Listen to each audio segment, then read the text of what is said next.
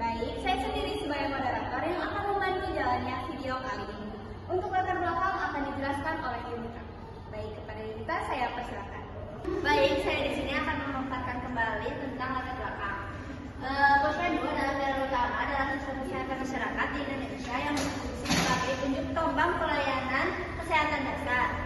Khususnya bagi ibu dan anak, keberadaan posyandu sangat krusial sebagai pusat pemantauan tumbuh kembang anak secara rutin dan terpadu.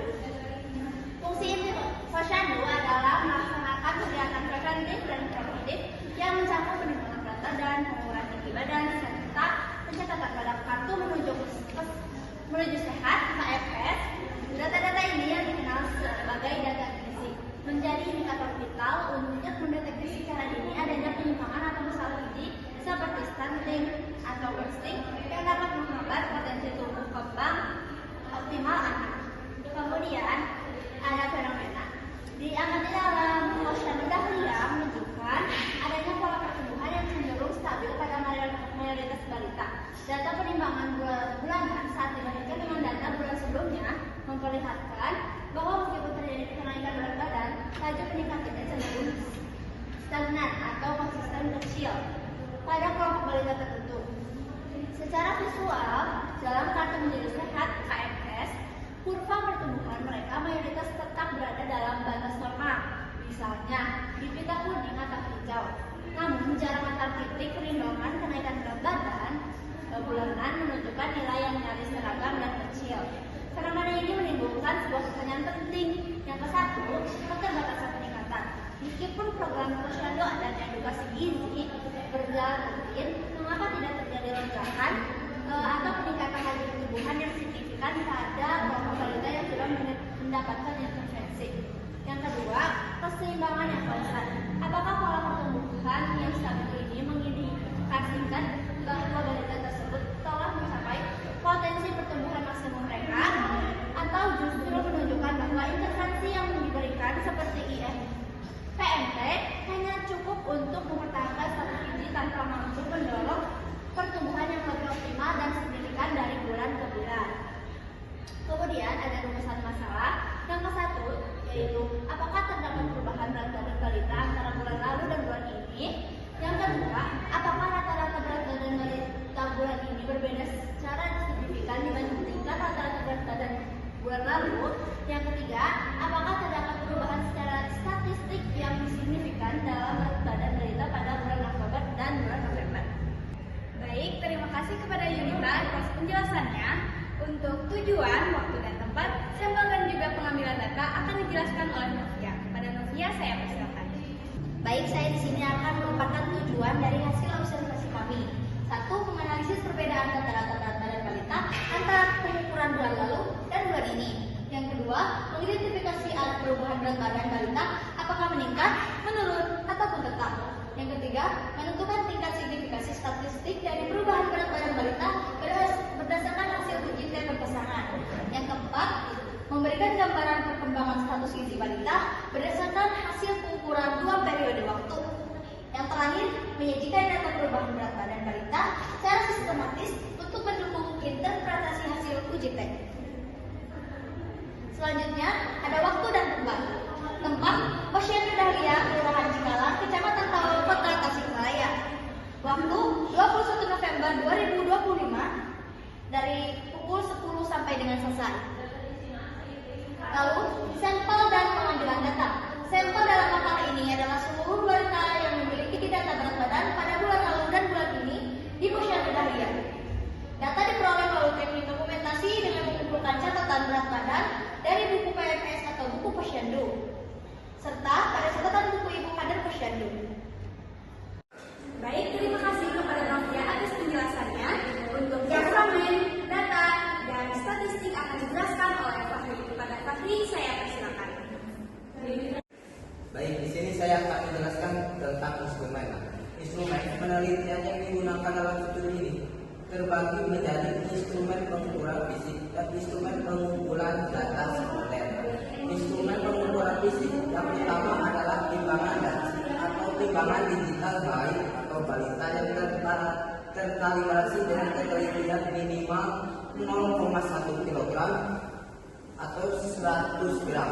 Alat ini digunakan petugas posyandu untuk mendapatkan data berat badan balita yang akurat saat penimbangan. Selanjutnya, instrumen pengumpulan data adalah membuat ekstraksi data posyandu sampai sampel berat berpasangan yang memerlukan 2 titik data walaupun dari subjek yang sama. Selain itu, kuesioner singkat mungkin digunakan untuk mendapatkan informasi pendukung seperti riwayat sakit guna memperkuat analisa pembahasan.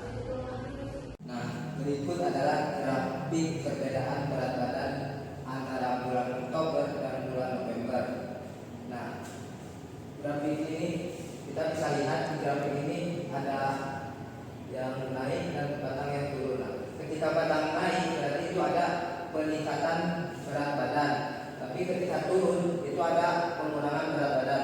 Kita ambil contoh aja ke Muhammad Alvaro. Nah, Muhammad Alvaro itu di bulan Oktober 16, nah, di bulan November jadi 16,5. Berarti ada peningkatan. Nah, berarti kita lihat nih ada peningkatan walaupun tidak besar. Jadi hasil hipotesis H0 tidak ada perbedaan rata-rata antara kedua pengukuran dari bulan Oktober ke November. Nah, kalau AA ada perbedaan rata-rata antara kedua pengukuran berikut. Nah, sekian mungkin dari saya kembalikan ke moderator. Baik, untuk selanjutnya ada data dan juga perhitungan bulan Oktober. Bisa dilihat ini untuk data dari bulan Oktober dan juga November. Sekarang perhitungan bulan Oktober. Kita itu akan mencari rata-ratanya dulu atau R-nya. Jadi, rata-ratanya itu kita jumlahkan dari data 1 sampai data yang ke-15. Hasilnya itu 167,5. Lalu dibagi dengan jumlah datanya. Nah, jumlah datanya itu ada 15. Jadi 167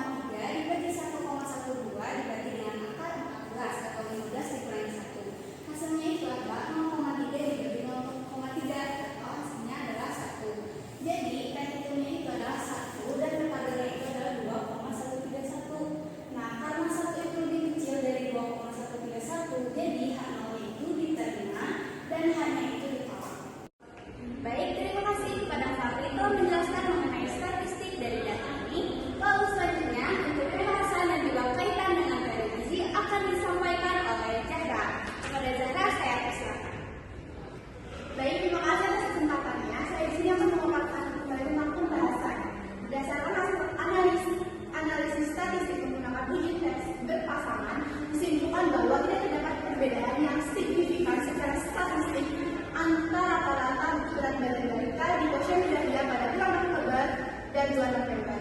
Meskipun secara medis terlihat peningkatan rata-rata dari berat badan 11,17 kg menjadi 11,40 kg, dan secara individual sebanyak 10 dari 15 balita mengalami kenaikan berat badan.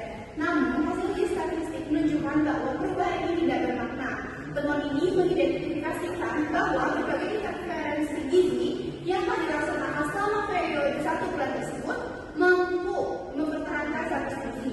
Belum cukup efektif untuk menciptakan perubahan pertumbuhan yang signifikan pada kelompok balita yang diamati.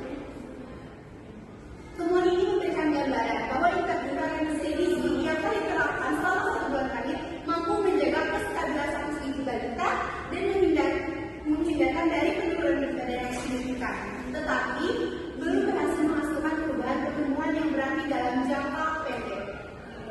Faktor-faktor seperti durasi interferensi yang relatif singkat, variasi respon individu terhadap intervensi, serta kemungkinan adanya pengaruh faktor lain seperti kondisi kesehatan, asupan pangan, atau lingkungan sosial ekonomi juga berperan dalam hasil yang diperoleh.